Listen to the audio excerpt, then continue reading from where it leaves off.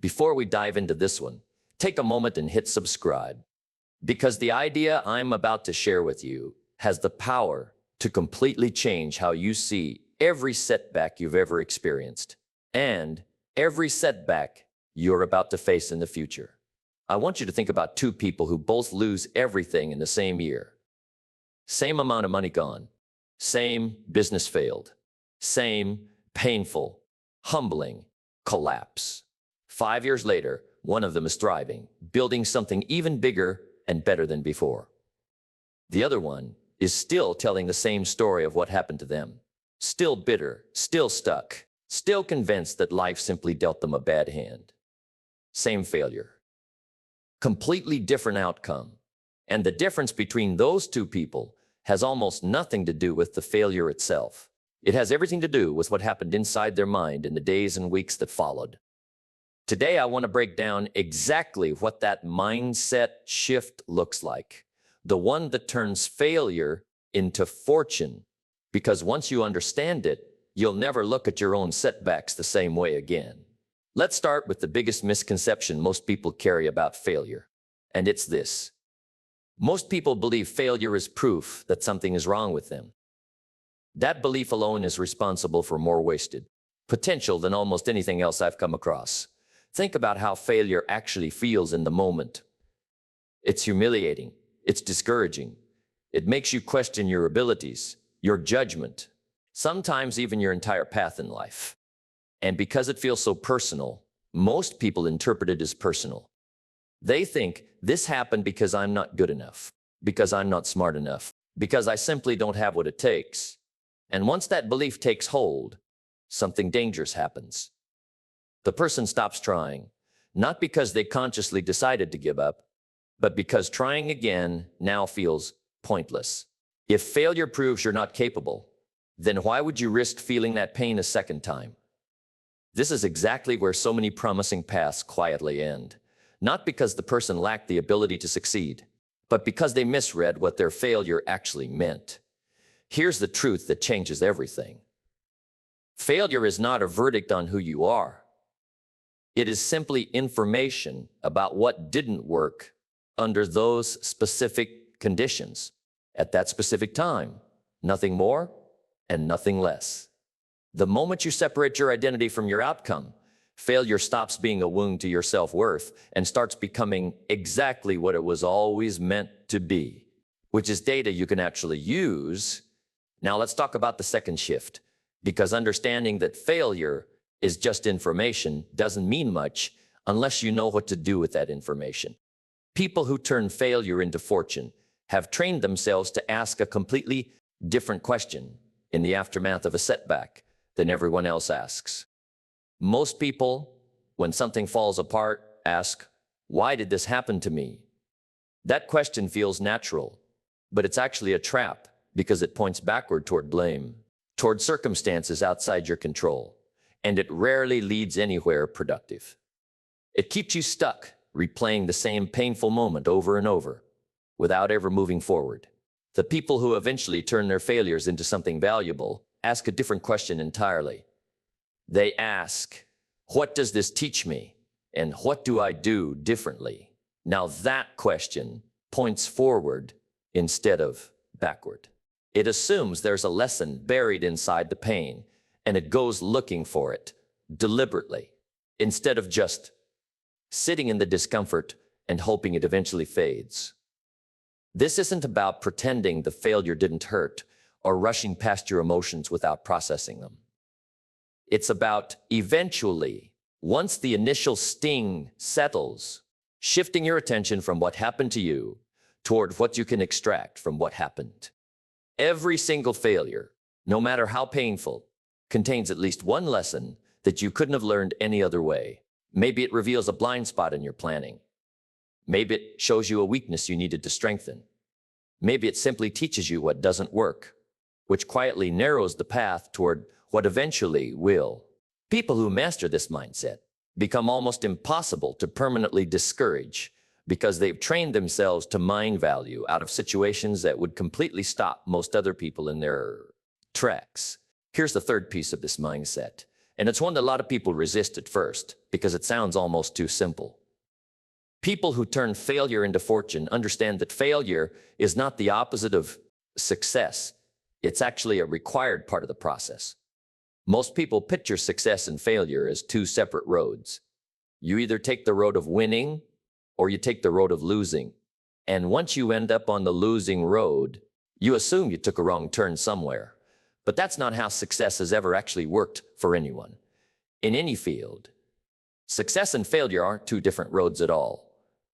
Failure is simply a section of the same road that leads to success. Nearly everyone who has built something meaningful, in business, in creative work, in any pursuit worth pursuing, has a long list of failures sitting behind their eventual success, not despite those failures, but because of them. Each failure eliminated a wrong approach, refined their thinking, and pushed them closer to the version of the plan that actually worked. If you go in expecting a smooth, uninterrupted path from idea to success, every setback along the way is going to feel like proof that you're doing something wrong. But if you understand from the very beginning that failure is simply part of the terrain and expected, necessary part of the journey, then setbacks stop feeling like derailments and start feeling like exactly what they are, which is progress, even when it doesn't feel like it in the moment. This shift alone removes so much unnecessary suffering because you stop being shocked and devastated every time something doesn't go according to plan. And instead, you start expecting it, planning for it, and moving through it with far less emotional wreckage each time.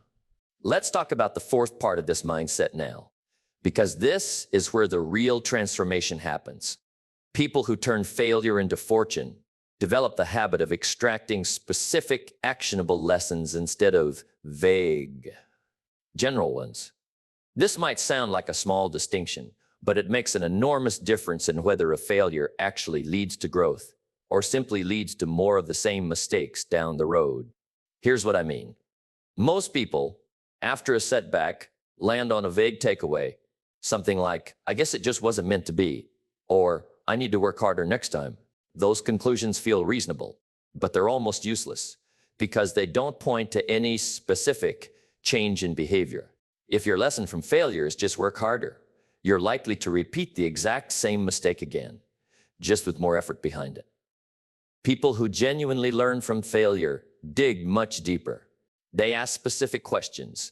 What exact decision led to this outcome? What information did I not have that I needed? What warning signs did I ignore along the way? What would I do differently if I were starting this exact situation over again today? These specific questions produce specific answers, and specific answers produce real, actionable change. This is the difference between someone who fails the same way repeatedly throughout their life and someone whose failures become noticeably less costly and more useful over time, because each one sharpens their judgment in a very precise way. Vague lessons produce vague improvement. Specific lessons produce real transformation. Now, the fifth part of this mindset is something most people overlook entirely, and it has to do with timing.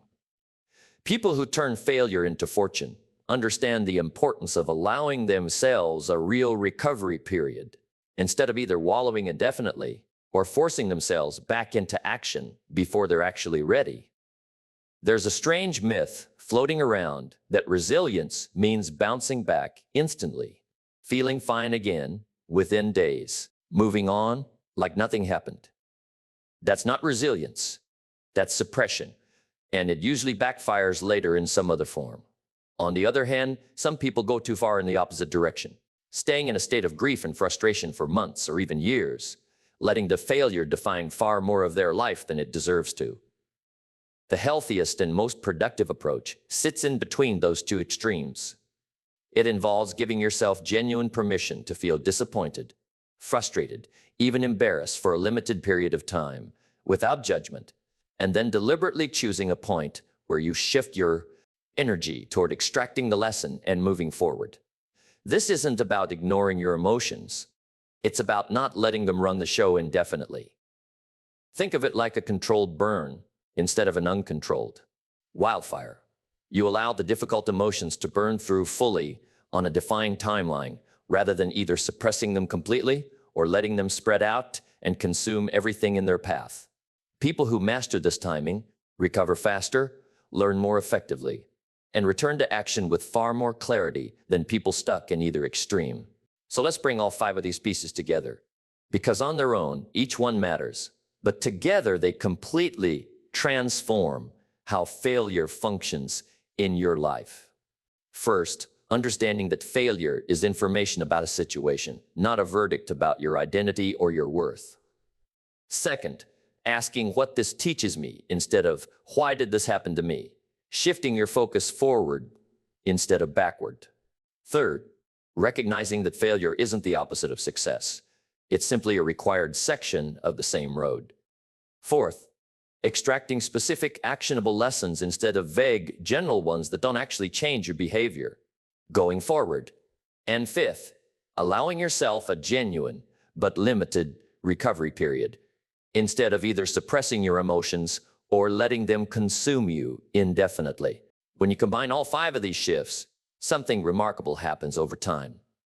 Failure stops being something you fear and avoid at all costs and starts becoming something you can actually use, almost like raw material that gets refined into something valuable through the process of examining it. Honestly, this is exactly why some people seem to keep winning, even after devastating setbacks, while others get permanently derailed by comparatively smaller failures. It was never about who failed less. Everyone fails. It's about who learned to extract fortune from those failures, while everyone else simply extracted pain. So here's my question for you today. Think of a failure from your own life, one that still stings a little when you remember it. Have you actually extracted a specific, useful lesson from it?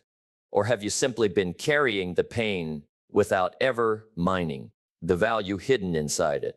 It's never too late to go back and ask that question properly. If this gave you something to think about today, make sure you're subscribed, because we share content like this regularly, and you don't want to miss what's coming next. Take care of yourself, and I'll see you in the next one.